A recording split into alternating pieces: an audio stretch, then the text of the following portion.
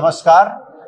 आज हम हैं थाईलैंड की राजधानी बैंकॉक में इम्पैक्ट कन्वेंशन सेंटर में विश्व हिंदू कांग्रेस जो आयोजन है, और आज हमारे साथ इस आयोजन के बीच में विश्व हिंदू परिषद के जॉइंट सेक्रेटरी यानी महामंत्री मिलिंद परांडे जी हमारे साथ हैं। आज मिलिंद जी से हम बात करेंगे और जानेंगे इस आयोजन के बारे में, इस आयोजन के पीछे जो एक दार्शनिक विचार है उसके बारे में, और जो हिंदुत्व की फिलॉसफी यानी ये जो दार्शनिक विचार है उसके क्या कोई एग्जीक्यूशन मॉडल्स हैं उनको भी समझने का करेंगे, बात करेंगे इस वैश्विक महाकुंभ की। बहुत बहुत स्वागत है मिलिंद जी। धन्यवाद। पहली बात तो जो प्रश्न आता है कि हिंदू मन का सागर मंथन जैसा ये आयोजन है, इसके लिए थाईलैंड का चुनाव क्यों? इसके पीछे क्या कोई मन बनाया था? थाईलैंड जैसी जगह क्यों? कोई और जगह हो सकती थी, थाईलैंड क्यों नहीं ये भी हो सकता है, परंतु इसके पीछे क्या स्थान के बारे में भी कुछ विचार किया था? निश्चित रूप से एक तो पहला कार्यक्रम जो हुआ वर्ल्ड हिंदू कांग्रेस का, यह दिल्ली में हुआ 2014 में। मैं शामिल रहा था। हाँ, तो वह पूजनीय डॉक्टर हेडगेवार जी के निमित्त हुआ, उनको ध्यान में रखकर। बाद में दूसरा जो कार्यक्रम हुआ वो स्वामी विवेकानंद जी के निमित्त शिकागो में हुआ। मैं उसमें भी शामिल रहा। वो 2018 में हुआ। और ये तीसरा कार्यक्रम है जो यहाँ हो रहा है। तो यह 2000 पिछले वर्ष होना था, किंतु यह कोरोना के कारण से एक वर्ष आगे करके अभी हुआ है। तो साउथ ईस्ट एशिया और ये सारे क्षेत्र में वर्ल्ड हिंदू कांग्रेस के निमित्त नए देशों में भी इसका संपर्क होगा, क्योंकि प्रॉक्सिमिटी टू सर्टन कंट्रीज ये सारा महत्व का रहता है। तो अमेरिका में था तो अमेरिका के बहुत ज्यादा लोग आए वहां पर, अन्य देशों के तुलना में ये आए। तो यहाँ रहेगा तो इस क्षेत्र के लोग भी सहभागी बड़े प्रमाण में हो सकेंगे। तो यहाँ पर भी लगभग 61 देशों के लोग आए हुए हैं। थाईलैंड का सांस्कृतिक जड़ें कैसे भारत से जुड़ती हैं? कल मैं यहाँ पर बात सुन रहा था लोगों की, श्याम देश, इस चयन के लिए भी मैं उन सांस्कृतिक जड़ों के बारे में जानना चाहूँगा। पूर्ण दक्षिण एशिया या दक्षिण पूर्व एशिया, ये जो सारा क्षेत्र है यह हिंदू संस्कृति से प्रभावित रहा है हजारों वर्षों से, और इसलिए यह तो एक ऐसा बंध है जो यहाँ पे पूरे सारे देशों के साथ में है। राम जी, रामायण जी, हिंदू संस्कृति, बाद में बौद्ध तत्वज्ञान, सारा विषय यहाँ पर बहुत सैकड़ों वर्षों से यहाँ है। तो इसका महत्व तो बहुत बड़ा है। और थाईलैंड एक ऐसा भी देश है, मुझे लगता है कि जहाँ भारत से आने वाले लोगों को वीसा नहीं लगता है। तो इस यही एक नाता बताता है, रिश्ता, नाता, भाव, हृदय का। तो ये देश बहुत एक तरीके से भारतीयों का, हिंदुओं का स्वागत करने वाला देश है।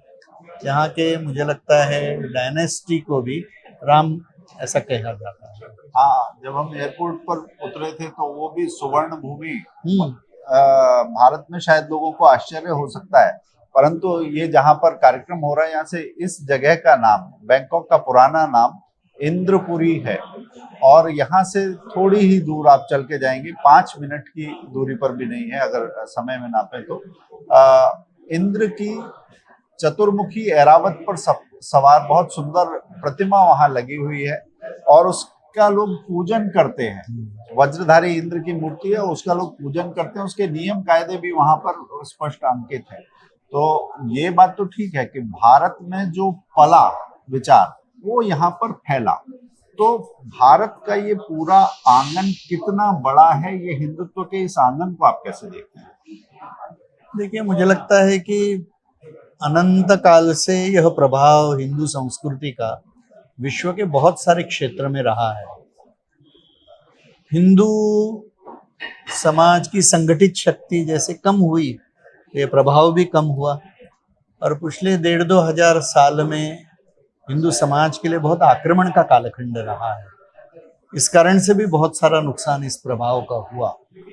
अगर आज यह कार्यक्रम भी अपने आप में बताता है वर्ल्ड हिंदू कांग्रेस का कि एक बहुत बड़ा उत्थान हम हिंदू चिंतन का, हिंदू समाज का, हिंदू संस्कृति, धर्म का यह विश्व में देख रहे हैं, और यह इसका एक लक्षण है। यह कार्यक्रम भी होना उसका कि लक्षण एक बहुत बड़ा लक्षण है, क्योंकि जो देश राजनीतिक संकट में 1000 साल तक था और 1947 में एक तरीके से स्वाधीनता प्राप्त हो गई, अभी भारत में स्वतंत्र लाने का प्रयास, तंत्र में भी स्व का जागरण हो। हाँ, वो अब अभी स्व हो रहा है ये का बोध प्रयास। हो। जी। और उसके साथ में जो हिंदू शक्ति का एक उत्थान हो रहा है, और ये हिंदू शक्ति ऐसी कि जो विश्व कल्याणकारी है, क्योंकि हम वसुधैव कुटुंबकम, पूर्ण विश्व को घर मानने वाले लोग हैं।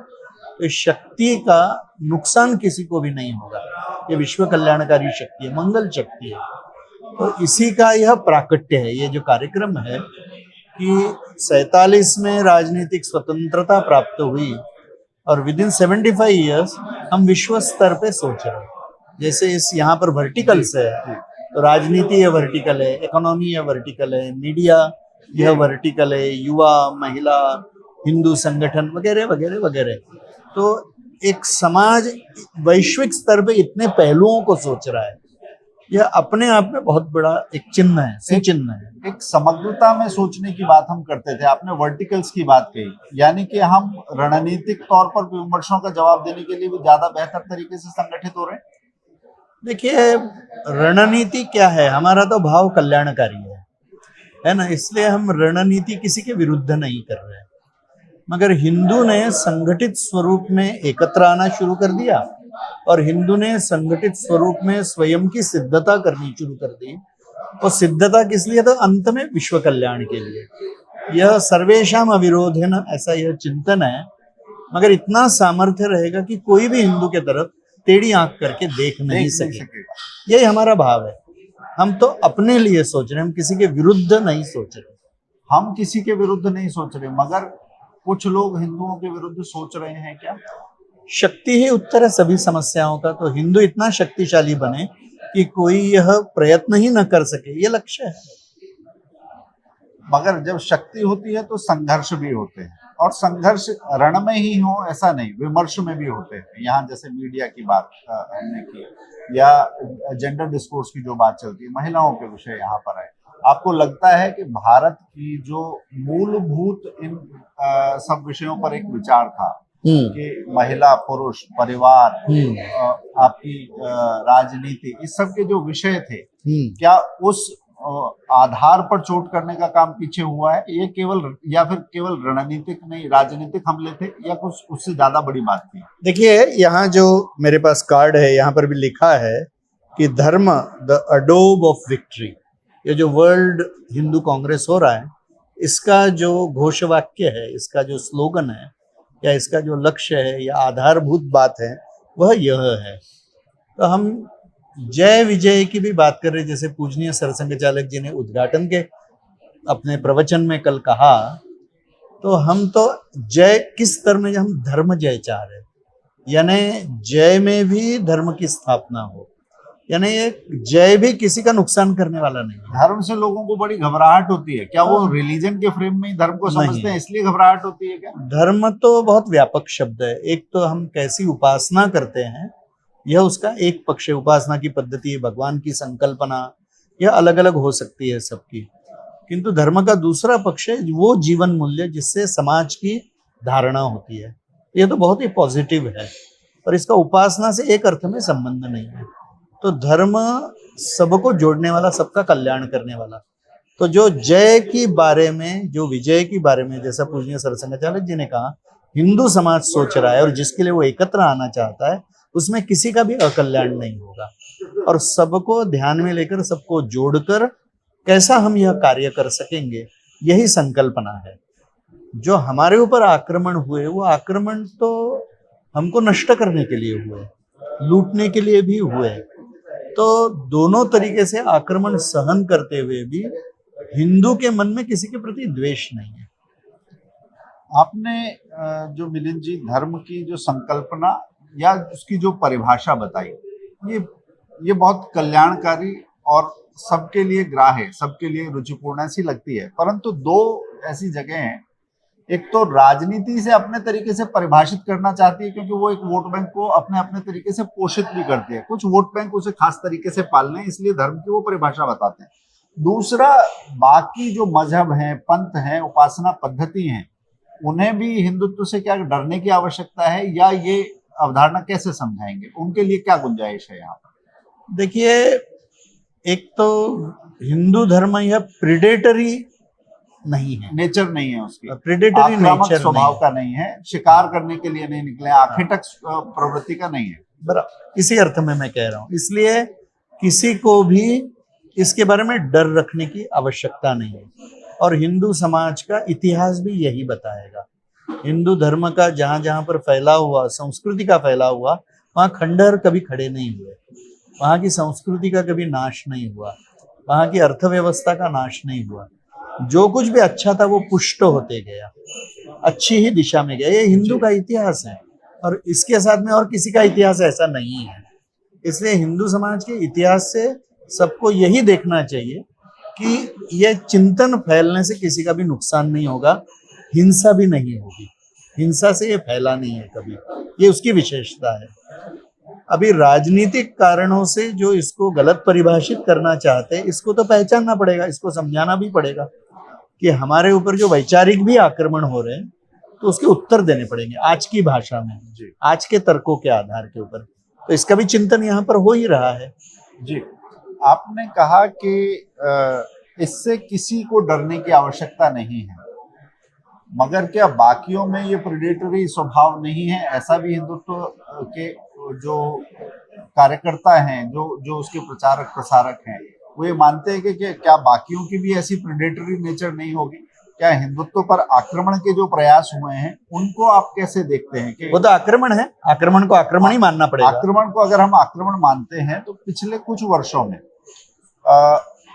बहुत बड़े स्तर पर कई संगठन, व्यक्ति इस काम में आगे आए, उस काम को गति पकड़ते हुए भी देखा हमने, मगर उसके साथ ही चुनौतियां भी बड़ी हैं। हिंदू होना केवल नाम के हिंदू होना और हिंदू का भाव की जानकारी नहीं होना। समाज को हिंदू होना का अर्थ क्या? एक व्यक्ति, मैं हिंदू हूं तो मैं क्या हूं? क्या मैं केवल अपनी उपासना पद्धति के आधार पर जाना चाहूंगा, या ये इस विचार की परिभाषा आप कैसे देखते हैं? ऐसा है कि ये तो जीवन मूल्य हैं। ये जीवन मूल्य यही बताते हैं, उसके तत्व है। भाई, हम पूर्ण विश्व को एक कुटुंब करके देखते हैं, हम सभी को मानवता की दृष्टि से एक समझते हैं। आत्मवत् सर्वभूतेषु, जो भगवान का अंश मेरे अंदर है वही सभी के अंदर है, यही हम सोचते हैं। तत्व है जैसे हिंदुत्व के, भाई पर स्त्री मातृवत है, स्त्री के तरफ देखने का हमारा दृष्टिकोण कैसा है, परधन की तरफ देखने का हमारा दृष्टिकोण कैसा है, ये सारे जीवन मूल्य है। परदारेषु मातृवत, परद्रव्येषु लोष्टवत, ये जो बताए बातें, तो इस दृष्टि से ये तत्व है। संपूर्ण हमारा सारा चिंतन पर्यावरण प्रेमी है, यानी हिंदू चिंतन, हिंदू संस्कृति लाखों वर्षों से चल रही है। सेव अर्थ कहने की जरूरत नहीं पड़ी कभी, क्लाइमेट चेंज कभी नहीं हुआ, ग्लोबल वार्मिंग नहीं हुआ, माता कहते ही हैं तो बचाते भी। बिल्कुल। तो ये जो हमारे चिंतन के पहलू है, जो पर्यावरण की भी रक्षा करते हैं, संघर्ष नहीं करते, समाधान भी देते, सुख भी देते, कल्याण भी करते हैं, और सर्वेशाम अविरोध है, सबको साथ में लेके चलने का विषय, समन्वय का विषय लेकर।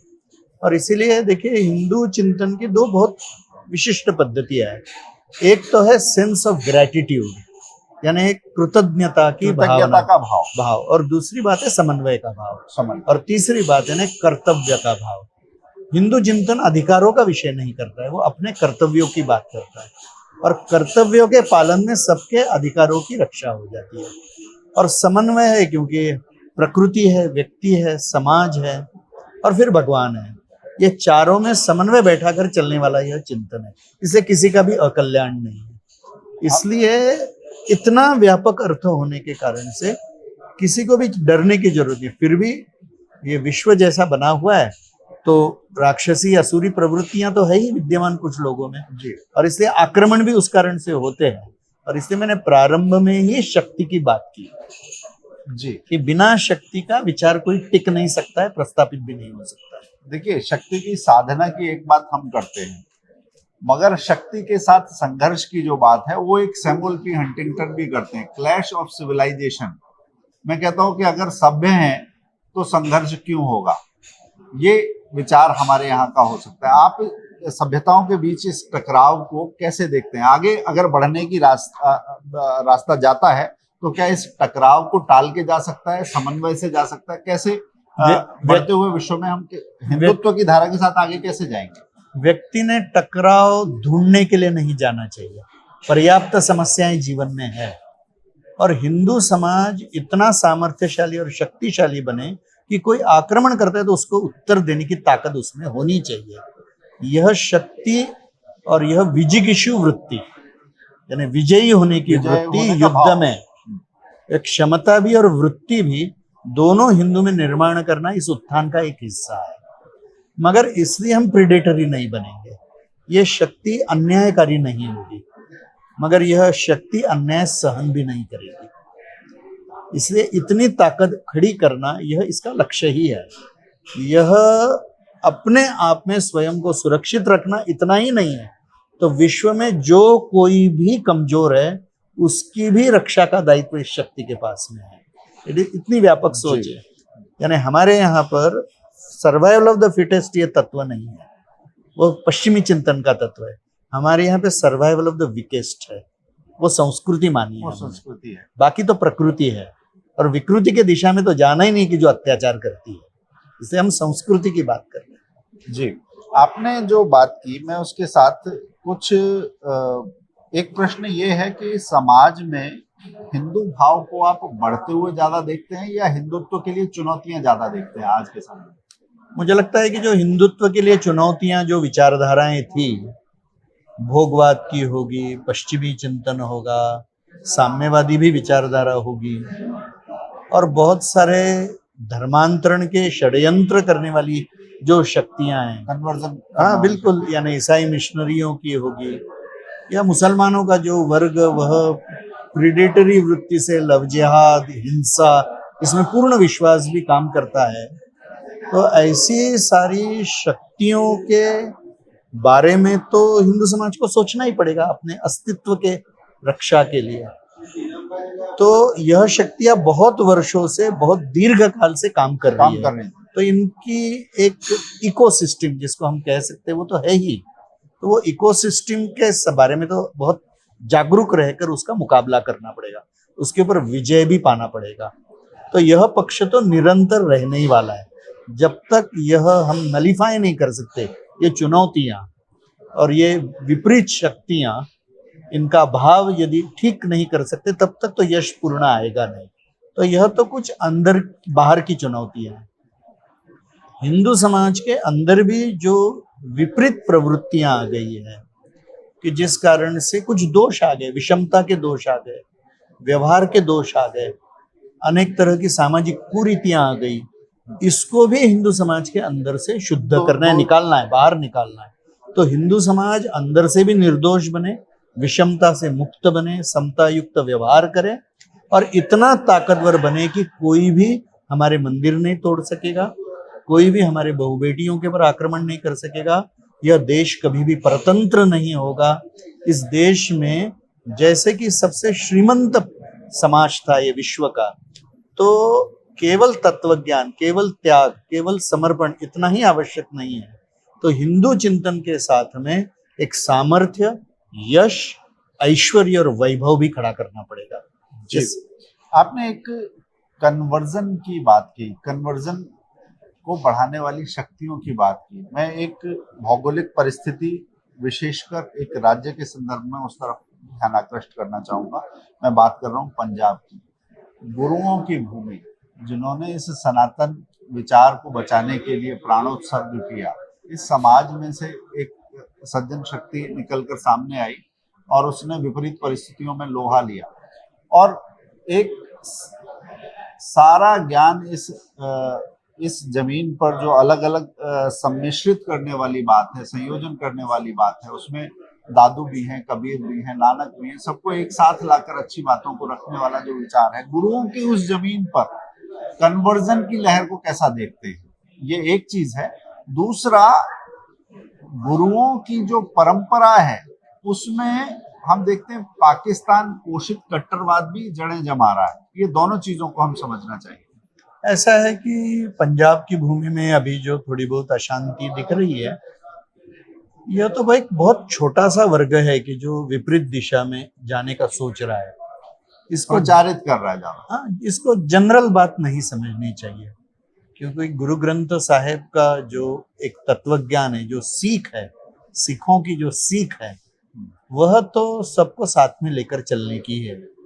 इसलिए मुझे बहुत अधिक चिंता नहीं लगती है, भले ही विचित्र घटनाएं हो रही हैं। तत्व ज्ञान हाँ, बहुत और इसलिए और उत्तम है। संपूर्ण समाज उसको मानने वाला है। तो कुछ तत्व जो उग्र स्वभाव के उग्रता कर रहे हैं, वो आज हावी होते हुए भले ही दिख रहे होंगे, मगर वह संपूर्ण समाज की सोच है, ऐसा नहीं उसका मानना प्रतिनिधित्व चाहिए। नहीं करते। बिल्कुल नहीं। और एकदम एक देशभक्त समाज है, राष्ट्रभक्त समाज है, यह मानते ही हैं हम, और यह सच भी है। और इसलिए कुछ उग्रवादी तत्व है, उनका उन्मूलन करना पड़ेगा और शेष समाज उसके प्रभाव में आए, इसके लिए पूर्ण सिख समाज भी प्रयत्न कर रहा है। दूसरी बात है कि जो कन्वर्जन, हाँ, समाज का जो कमजोर वर्ग है, आज इस तरह के वैचारिक जो द्वंद्व अभी चल रहा है, इससे भी समाज संभ्रमित होता है कभी कभी।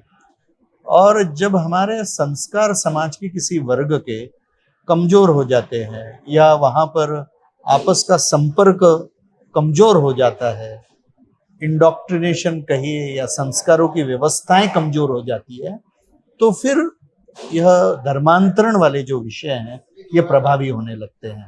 यही मुख्य कारण है कि हमारा आपस का संबंध संपर्क कितना प्रबल है, कितना जीवंत है, और जो संस्कार देने की व्यवस्थाएं हैं वो कितनी प्रबल है। ये दो बातों में जब कमजोरी आती है, तो फिर अन्य कारण, गरीबी है वगैरह वगैरह, सारे विषय महत्व के होने लगते हैं।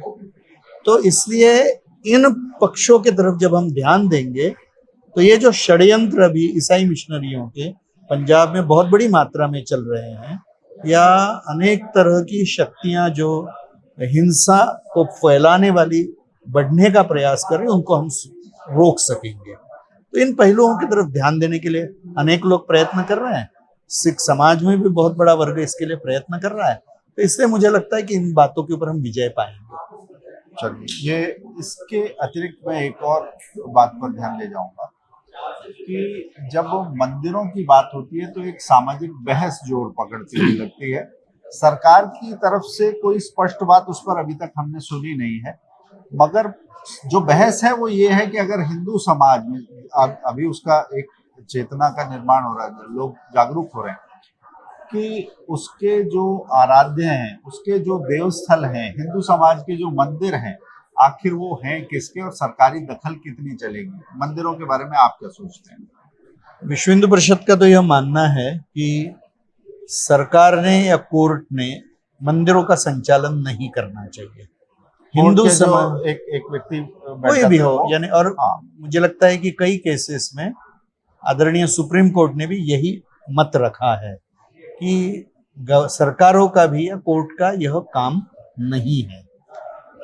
मगर इसके बाद भी प्रत्यक्ष व्यवहार में क्या दिखाई देता है कि हजारों मंदिर, मुख्य रूप से दक्षिण के 5 राज्यों में, हर राज्य में ऐसे हजारों मंदिर होंगे कि जो सरकारी नियंत्रण में आ गए। दुर्भाग्य से यह कानून रिलीजियस प्लेसेस का यह ब्रिटिशों के समय ही बन गया था, वो आगे चलना नहीं चाहिए था। मगर स्वतंत्रता के बाद भी इस तरह स्टेट में स्टेट का मंदिरों के बीच में दखल क्यों होना बिल्कुल चाहिए? वही, वो गलत था मगर शुरू रहा। और एक पक्षपात पूर्ण व्यवहार जो दिखता है कि ईसाई या मुसलमानों के किसी भी धर्म स्थल के ऊपर, किसी भी पूजा स्थल के ऊपर सरकारी नियंत्रण नहीं है, वह केवल हिंदुओं के मंदिरों के ऊपर है, तो यह पक्षपात पूर्ण व्यवहार है, यह भी नहीं होना चाहिए। और इसलिए पंथ निरपेक्ष सरकार कही जाती है, सेक्युलर सरकार कही जाती है, तो उसके इस व्यवहार में ये नहीं आना चाहिए। दूसरा पक्ष इसमें ऐसा है कि जो मंदिरों की संपत्ति है, उसका भी बहुत दुरुपयोग, अपव्यय, दोनों भी बातें हो रही है। जिस काम के लिए दानदाता ने, भक्त ने धन दिया है, उसके लिए उपयोग न होते हुए सरकारी कामों के लिए, जिनकी उस देवता या उस धर्म में श्रद्धा नहीं है, ऐसे लोगों के लिए उपयोग हो रहा है। तो मूल तत्व तो यही है कि दानदाता ने जिस काम के लिए दिया उसके लिए वो धन का उपयोग होना चाहिए, तो यह नहीं हो रहा है, और इसलिए यह बहुत बड़ा संकट है।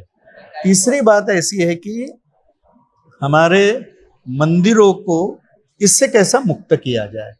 तो अभी कुछ संत, विश्व हिंदू परिषद के कार्यकर्ता, अनेक सुप्रीम कोर्ट के वकील, अनेक हाई कोर्ट के रिटायर्ड जस्टिसेस, कुछ चीफ जस्टिसेस रिटायर्ड, ऐसे सारे लोग आकर इसका एक चिंतन कर रहे हैं, और उस चिंतन में से एक कोई ना कोई सिस्टम, एक मॉड्यूल ऐसा बन रहा है जो निकल रहा है अभी, कि जिस कारण से ये मंदिर यदि सरकार हिंदू समाज को लौटाती है, क्योंकि उसी दिशा में लेकर जाना है, तो वो कैसे लेना और कौन लेगा। तो इसमें दो तीन बातें हैं। एक तो बात ऐसी है कि कोई विवाद होता है तो विवाद सुलझाने की पद्धति क्या रहेगी, तो यह नहीं तो पुनः सरकार के दरबार में या कोर्ट के दरबार में जाना पड़ेगा। तो जो विवाद है अलग अलग, वो सारे हिंदू हिंदू विवाद है। भाई न्यासी यानी ट्रस्टी होंगे या पुजारी होंगे, वहां भाड़े से रहने वाले लोग होंगे, संपत्ति के विषय होंगे, वगैरह वगैरह। और दूसरा विषय पूजा पाठ या संप्रदाय के बारे में हो सकता है। तो ऐसे सारे विवादों का हल निकालने वाली एक व्यवस्था देनी पड़ेगी, और जिसको इसका ज्ञान है ऐसी व्यवस्था वो देनी पड़ेगी। तो यह एक व्यवस्था देना। दूसरी बात जो विश्व हिंदू परिषद मानती है कि मंदिरों के संचालन में संपूर्ण समाज की सहभागिता होनी चाहिए, जो आज कई जगह पर नहीं दिखाई देती है, और इसे ऐसी व्यवस्थापन की देनी पड़ेगी कि जिसमें समाज की सहभागिता होगी। वो कैसे होगी, क्या होगी, यह एक दूसरा चुनौती है। हालांकि मैंने ये देखा कि जूना अखाड़े ने करीब 1000 गांव में ऐसे 1000 मंदिर हैं जहां पर महिला पुजारी है। विश्व हिंदू परिषद के प्रयासों से कई जगह ऐसा भी है कि अन्य अन्य जातियों के पुजारी पूरा सिद्धहस्तता के साथ कर्मकांड का वो अपना कोर्स करते हैं और उसके बाद वो कार्य निर्वहन कर रहे हैं। ये तो होगा ही। मैं एक और बात की ओर ध्यान ले जाना चाहता हूँ कि देश में एक बहस और उठती है कि जब भी किसी मंदिर निर्माण की बात होती है तो इतने मंदिर तो हैं, एक और मंदिर क्यों चाहिए, बाकी और प्रश्न भी तो हैं। क्या मंदिर किन्हीं प्रश्नों का समाधान नहीं करता? क्या उसे एक पक्षीय तौर पर देखा जा सकता है? क्या ये बेकार की बात के तौर पर जो उसे लेबल करने की कोशिश की जाती है? समाज को मंदिर क्यों चाहिए? मंदिर हमारे धर्म के भी केंद्र है, समाज के भी केंद्र है, वो बहुत बड़े शक्ति केंद्र हैं। और जो हमारे जैसे विग्रहों की पूजा करने वाले पंथ संप्रदाय अपने धर्म के अंतर्गत है, जिनकी पूजा पद्धति है, उनके लिए वो स्थान बहुत महत्व के है। दूसरी बात है कि मंदिर जैसे जैसे हमारे समाज अभिमुख बनेंगे, बीच में के कालखंड में यह न्यूनता आई है, जो पहले ऐसा नहीं था। तो समाजाभिमुख बनेंगे तो समाज के शिक्षा के क्षेत्र में, स्वास्थ्य के क्षेत्र में, संस्कारों के क्षेत्र में, धर्म के प्रचार में, ये सारी बातों में इनकी एक बहुत बड़ी भूमिका होगी। और यह भूमिका बनती है तो यह सही अर्थ में जैसे वो शक्ति केंद्र पूर्व में थे वैसे आज भी बनेंगे। इसलिए मंदिरों की बहुत बड़ी आवश्यकता है, क्योंकि वो हमारे संस्कृति के केंद्र है। संस्कृति के केंद्र है, केवल एक वास्तु या एक स्ट्रक्चर मात्र नहीं है। और दूसरी बात, हमारे यहाँ पे हर तरह की विविधता है। हमारे उपासना पद्धति अलग अलग है, पंथ संप्रदाय, भाषा, आवश्यकता है। तो इसलिए, और समाज बहुत बड़ा है, समाज बहुत बड़ा है। और आज हम देखेंगे कि करोड़ों करोड़ों लोग मंदिरों में जाते हैं, उनको अनुभूति है इसलिए जाते हैं, अन्यथा कौन जाएगा। एक एक मंदिर में करोड़ों करोड़ों लोग जाते हैं। तो हिंदू जनमानस में इसका अनन्य साधारण महत्व है। और हम इतिहास देखेंगे तो धर्म की रक्षा में भी आज भी हम देखेंगे कि मंदिरों की बहुत बड़ी भूमिका है। अभी जनवरी में एक मंदिर की बहुत बड़ी भूमिका या उसके लिए आपके उत्साह का निर्माण समाज के बीच में दिखाई देता है। मैं बात कर रहा हूँ श्री राम जन्मभूमि की। सदियों के बाद एक मंदिर उसके समाज को वापस लौटाने का समय आया जनवरी में। प्रधानमंत्री जी उस समय वहां पर जाएंगे, मगर उससे पहले वो मथुरा चले गए। प्रधानमंत्री जी के मथुरा जाने को आप कैसे देखते? वो तो आपको उनको ही पूछना पड़ेगा, मगर मैं मानता हूं कि हिंदू समाज का यह संकल्प है कि अयोध्या राम मंदिर, काशी विश्वनाथ मंदिर और श्री कृष्ण जन्मभूमि का मंदिर यह हिंदू समाज को प्राप्त होकर रहेगा। तो हिंदू समाज का संकल्प है, हिंदू समाज का संकल्प सच होकर रहेगा। धन्यवाद मिलिंद जी, आपने बहुत स्पष्टता से सारे विषयों पर हमारे उत्तर दिए और इस आयोजन में अलग अलग पक्षों को हमारे सामने रखा। आपने व्यस्त समय में से आप 5 जने के लिए समय निकाला, आपका बहुत बहुत धन्यवाद। धन्यवाद।